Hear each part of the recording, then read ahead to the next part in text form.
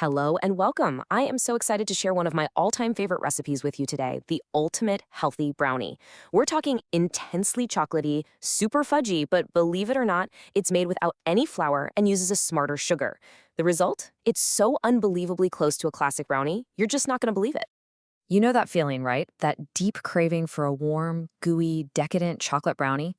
Well, what if I told you that you could satisfy that craving with a version that's not only out of this world delicious, but also a little kinder to your body?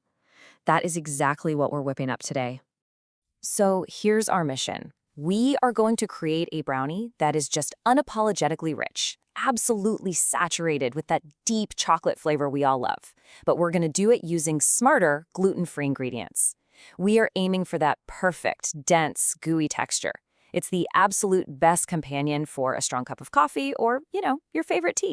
All right, let's get into it. With any truly great recipe, it all starts with the quality of your ingredients. This part is so important for getting that signature fudgy texture and that deep, rich chocolate taste we're after. Okay, so here's what you're gonna need. We've got 190 grams of good quality dark chocolate. I really like using something in the 60 to 70% cacao range. It gives you a really rich flavor without being too bitter. Then 190 grams of unsalted butter, make sure it's at room temp, 2 large eggs, 3/4 of a cup of coconut sugar, a teaspoon of pure vanilla extract, 1 cup of finely ground almond flour, and finally 4 tablespoons of unsweetened cocoa powder to really amp up those chocolate notes. Now, the real key to this recipe's amazing texture is the almond flour. It's our gluten-free secret weapon here. See, the natural fats in the almonds create this incredibly moist and tender crumb that you just can't get with regular flour. Plus, it adds this lovely, subtle, nutty flavor in the background. It's fantastic. And for our sweetener, we're going with coconut sugar. It's a great unrefined alternative, and it brings this wonderful, subtle caramel note to the party. But hey, if you're in a pinch, light brown sugar will work beautifully here too. No problem at all. Before we even think about mixing, let's get our pan ready. You'll want an 8-inch or 20-centimeter square pan.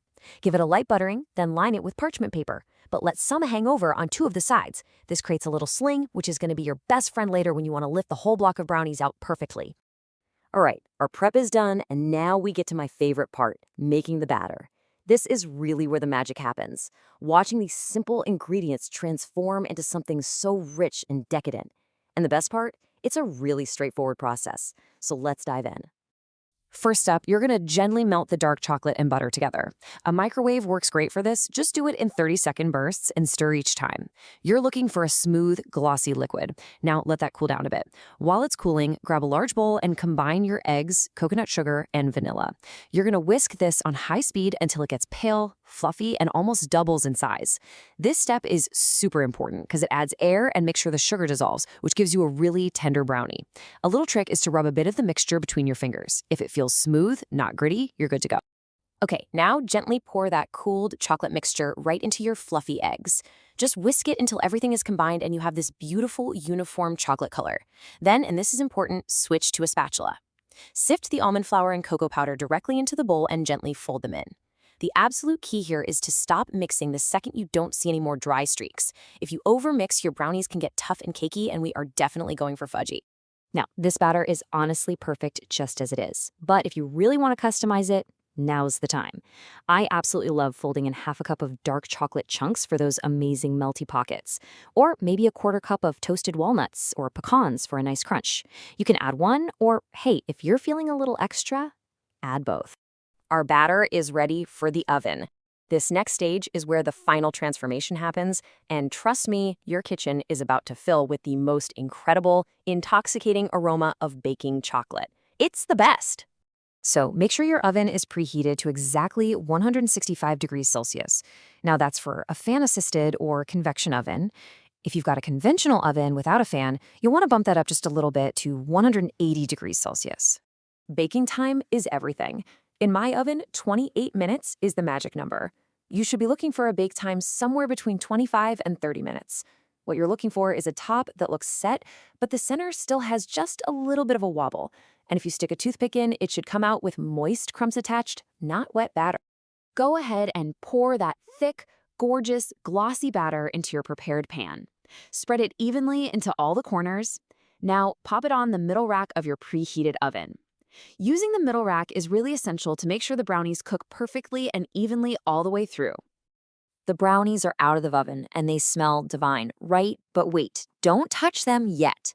The final steps are just as crucial as the baking itself. These are those little secrets that take a homemade brownie from just good to absolutely perfect and bakery quality. So, here's how we get that perfect finish. First, and this is probably the hardest part, you have to be patient. You must let the brownies cool completely in the pan. I know it's tough, but this lets the center set up and get that dense, fudgy texture we want. Second, for those super clean professional cuts, use a long knife and dip it in hot water before you make that first slice. The heat just helps it glide right through. And third, wipe the blade clean after every single slice. This stops any chocolate from dragging and makes sure every single square is flawless.